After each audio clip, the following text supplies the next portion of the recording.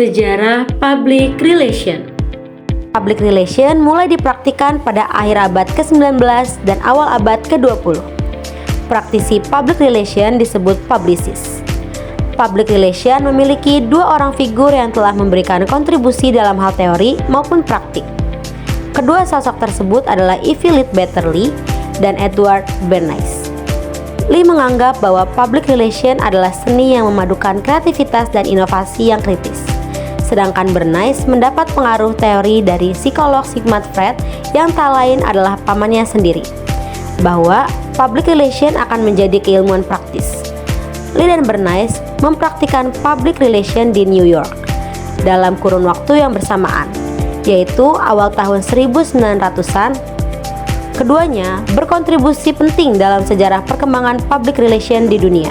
Para pakar hubungan masyarakat atau humas di Indonesia seperti Prof. Alwi Dahyan dan W. Nurdi sepakat bahwa perkembangan awal praktek PR atau humas di Indonesia sama usianya dengan usia Republik Indonesia. Mengumumkan kemerdekaan merupakan kegiatan PR yang bertujuan untuk memperkenalkan Indonesia sebagai negara baru, merdeka, dan juga mendapatkan pengakuan internasional. Fungsi citra bagi public relation lembaga atau organisasi. Pertama, membangun kepercayaan publik. Citra yang positif membuat publik masyarakat, mitra media, pemerintah, hingga karyawan percaya pada lembaga atau organisasi. Kepercayaan ini menjadi modal penting dalam kerjasama maupun dukungan publik.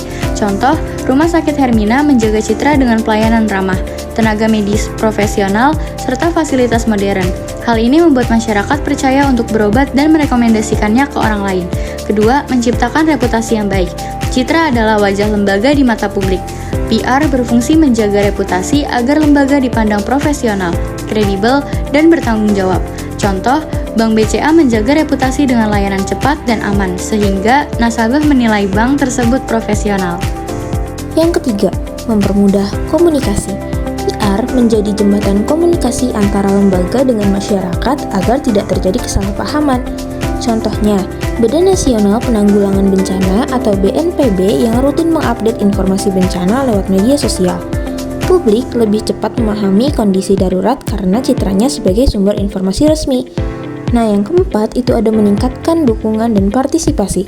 Lembaga dengan citra positif lebih mudah mengajak publik untuk mendukung program, kebijakan, atau kegiatan yang dijalankannya.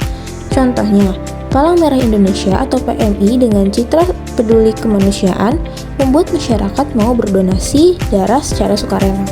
Nah, yang kelima itu ada mencegah dan mengatasi krisis. Citra yang baik menjadi pelindung saat lembaga menghadapi masalah. Publik cenderung lebih memaafkan atau memberi kesempatan bila reputasi sebelumnya sudah positif. Contohnya, Garuda Indonesia pernah menghadapi kasus pelayanan, tetapi karena sudah memiliki citra sebagai maskapai nasional terpercaya, publik tetap memberi kesempatan untuk memperbaiki diri. Citra membedakan lembaga atau organisasi dari yang lain.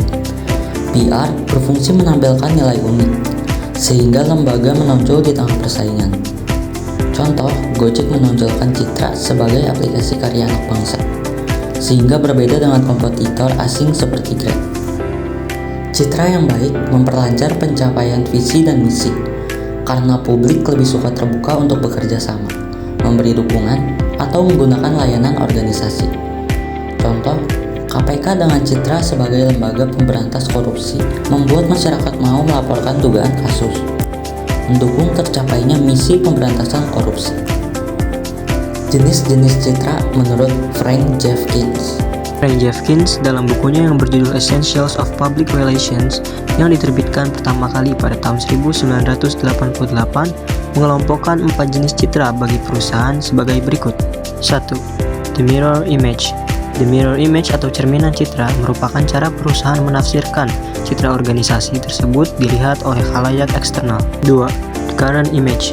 The current image atau gambaran saat ini adalah citra terkini organisasi atau perusahaan yang sedang mencuat di publik. 3. The wish image. The wish image atau citra yang diinginkan merupakan citra yang diharapkan dan dicita-citakan oleh organisasi. Citra ini dapat diimplementasikan untuk sesuatu hal yang baru seperti misalnya produk, sebelum publik memperoleh informasinya secara lengkap.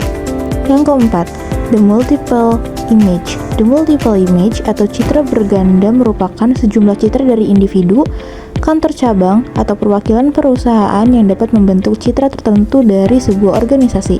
Citra yang terbentuk itu belum tentu sesuai dengan keseragaman citra seluruh perusahaan.